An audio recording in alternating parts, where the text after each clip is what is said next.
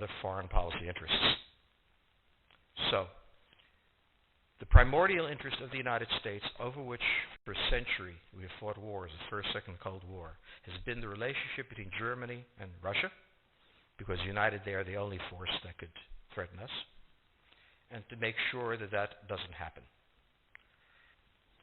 What you do, if you're a Ukrainian, is essentially reach out to the only country that will help you, which is the United States. Last week, 10 days ago, General Hodges, Commander U.S. Army Europe, visited Ukraine. He announced that U.S. trainers would now officially be coming, not just unofficially coming. He actually pinned medals on Ukrainian fighters, which by protocol of the military is not the way. Foreigners don't get to pin on, medals. But he did, showing that this was his army. He then left, and in the Baltics announced that the United States would be pre-positioning armor, artillery, and other equipment in the Baltics, Poland, Romania, and Bulgaria, which is a very interesting point. So the United States, and now yesterday the United States announced that it would be sending weapons. Tonight, of course, they denied it, but they are. The weapons will go. The question on the table for the Russians is, will they retain a buffer zone that's at least neutral? Or will the West penetrate so far in the Ukraine that they're 70 miles away from Stalingrad and 300 miles away from Moscow? For Russia, the status of Ukraine is an existential threat. And the Russians cannot let go. For the United States, in the event that Russia holds onto the Ukraine, where will it stop?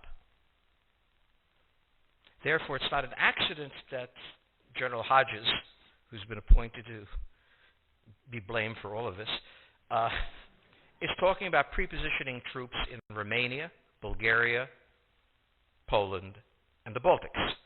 This is the intermarium, from the Black Sea to the Baltic, that Pilsudski dreamt of. This is the solution for the United States. The issue to which we don't have the answer is, what will Germany do? So the real wild card in Europe is that as the United States builds this cordon sanitaire, not in Ukraine but to the west, and the Russians try to figure out how to leverage the Ukrainians out, we don't know the German position. Germany is in a very peculiar position. Its former Chancellor Gerhard Schroeder is on the board of Gazprom.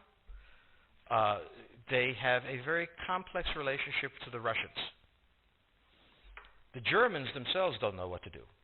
They must export. The Russians can't take up the export. On the other hand, if they lose the free trade zone, they need to build something different. For the United States, the primordial fear is Russian capital, Russian technology,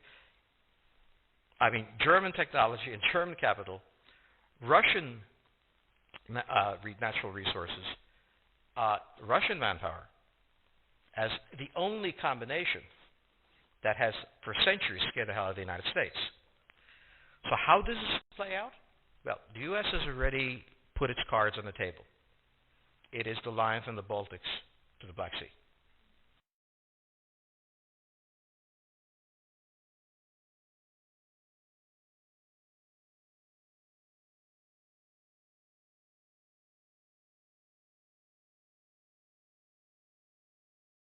For the Russians, their cards have always been on the table. They must have at least a neutral Ukraine, not a pro-Western Ukraine. Belarus is another question. Now, whoever can tell me what the Germans are going to do is going to tell me about the next 20 years of history. But unfortunately, the Germans haven't made up their mind. And this is the problem of Germany always. Enormously economically powerful, geopolitically very fragile, and never quite knowing how to reconcile the two. Ever since 1871, this has been the German question, the question of Europe. Think about the German question, because now it's coming up again. That's the next question that we have to address.